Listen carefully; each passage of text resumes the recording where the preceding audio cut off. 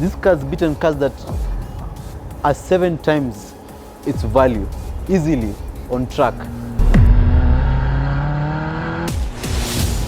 This is a testament to what rookies can actually do.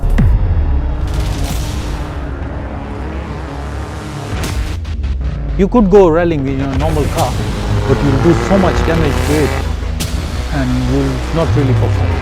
You don't need the fastest Subaru, Golf R, those millions of shillings of vehicles. You can go racing with anything.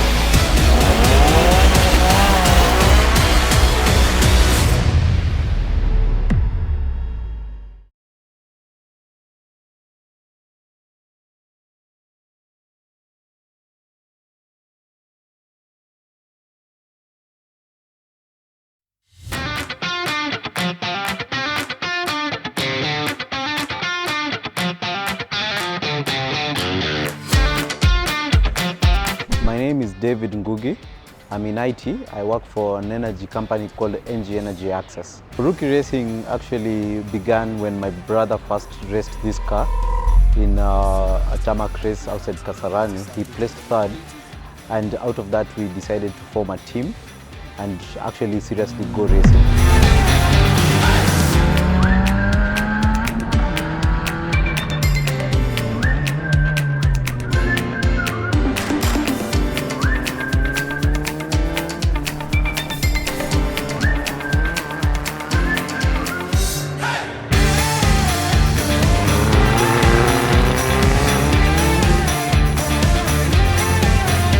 So Rookie Racing, as I said, began really as a racing team, but now it's evolved into more of there's a racing team aspect of it, and there's a club kind of thing.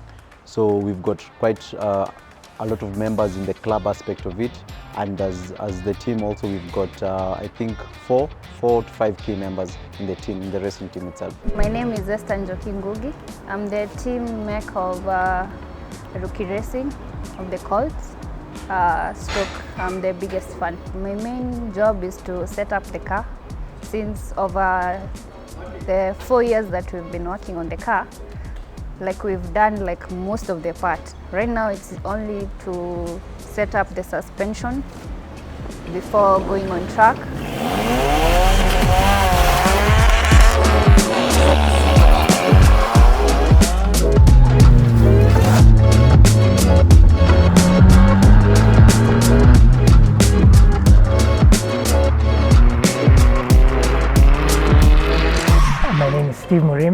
I'm the team manager. The team manager role is not as defined as you would get in maybe Mercedes or Ferrari F1 teams, because in an amateur sports team, everyone basically takes up whatever role that's ready, and if any job comes up, you need to do it. So as the team manager, my primary role would be to make sure that every job is done. My first time racing after my brother raced this car, my first time racing is we had caged it. It had a cage, bucket seats, harness, everything. And our first race was in Masinga, Gymkhana. And we showed up with what we thought was a superior car and a superior driver. And I was absolutely terrible. I hit so many cones, I almost got a bill for the number of cones that I hit. And I went away humbled and knowing that I need to actually develop myself, develop my skills, develop my know-how. I actually realized I don't know anything. And I actually actively sought out Raza, who I'd already been in conversation with for quite some years, even before this. I think I met Raza 5 years before I even began racing, yeah? So I sought him out, and he helped me put especially my mental frame in the right place, knowing how to develop myself, then develop my driving and develop the car. And this whole package is what has come together until right now. We are leading the championship, and we are flat out the fastest car at some tracks, regardless of class. I'm Azhar Anwar. Motorsports is my life and has been my life from ever since I can remember, and I guess it will be till the end. Rookie racing actually is not my baby. It is David Ngugi's brainchild. But David Ngugi is one of my star proteges. So in a way, I have been pulled into rookie racing because David has very much the same determination and the same interest and the same desire to bring more people into motorsport and to try and make motorsport grow. So there we have some synergy, and I'm really happy to have him actually, to be able to guide new people that come in when I don't have the time to do it myself. So David and others that have learned from me, they're passing on the skills and the interest to others. My name is Charles Kenny, and I am an up-and-coming driver for Rookie Racing and Azara Motorsport. Way back when the PS2 was still new, like I got a PS2 for Christmas from my parents. They got me 3 games, 2 of them didn't work, and the last one that did was Need for Speed Most Wanted. So for the past, for the 3 months after that, played it every single day, trying to beat the blacklist. And at the end of the day, I was like, maybe I should do this in real life. It would be nice to own these cars. It would be nice to do that for work and for fun as well. Yeah, and that's how I got into it. Grassroots motorsport, really, you begin really as amateurs, and you begin from the lowest tier. So to begin with, we knew really nothing about racing, especially in Kenya, and so we just have been learning it on the go as we go, essentially, as we go racing. And from that, what we've learned about grassroots racing, it's about low cost, high effort, and lots of passion.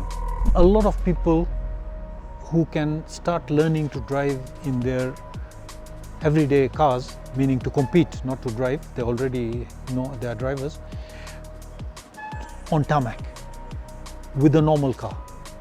But you could go rallying in your normal car, but you'll do so much damage to it and you'll not really perform.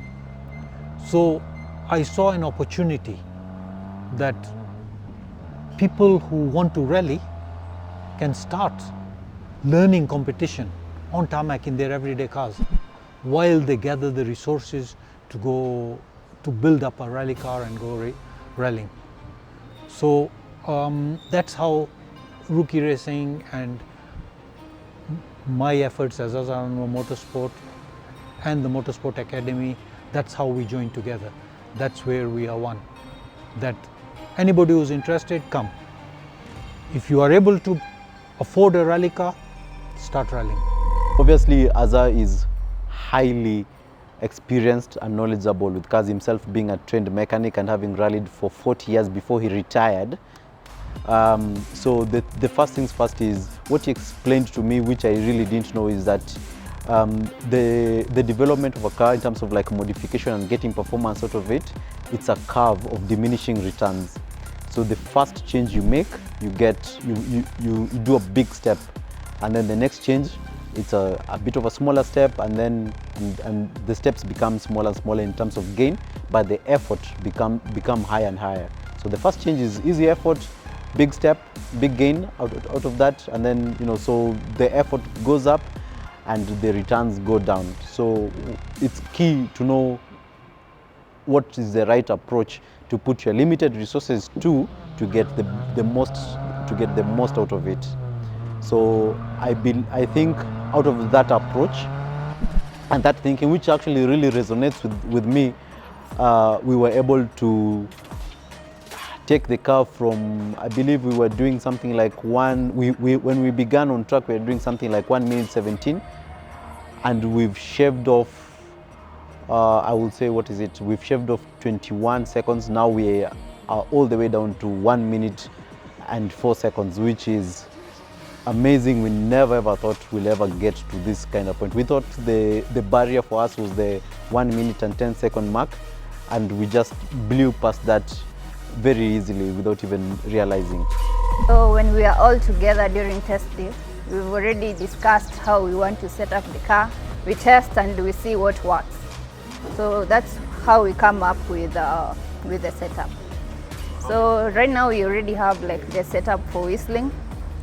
For Naivasha, we have to go a day earlier so that we can get the setup for the next day, the race day. We always put David aside. We just tell him to just drink water, relax. We will take it from here. So with Sam as the engineer, we have the team manager.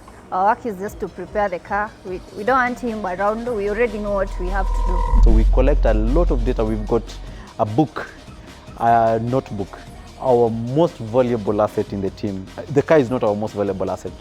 It's the book because it has 5 years of data that we've collected. And from that book, we can replicate how quick this car is to a similar car of a similar platform. Any front-wheel drive car, we can build into like a contender just from how much data that we collected.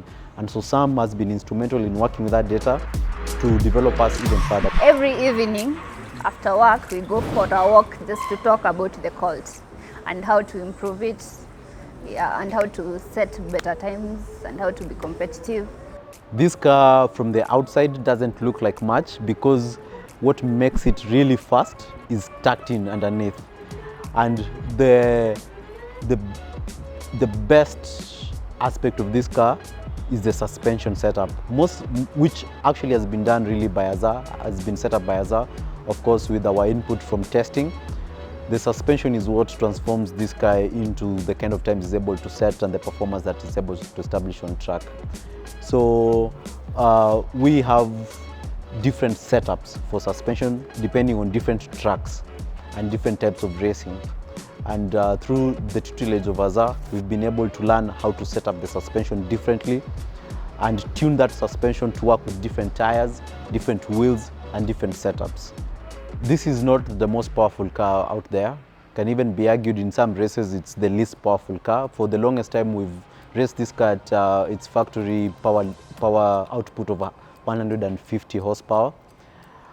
So it's the thing that makes it a performing car is handling, and the handling is the sum of the suspension setup, of our tire package, our wheel and tire package, and brakes. So I personally, myself and the team feels like this car is a testament to that you can go racing with anything. You don't need the fastest, craziest Subaru, Audi TT, Audi TT RS, Golf R, those millions of shillings of vehicles. This car, when we bought it, was under $1 million. And it's beating cars that are 5 times, 7 times. This car's beaten cars that are 7 times its value, easily on track. And this is a testament to what rookies, complete rookies with no experience, but with dedication, guidance, the correct guidance and mentorship, can actually do and achieve.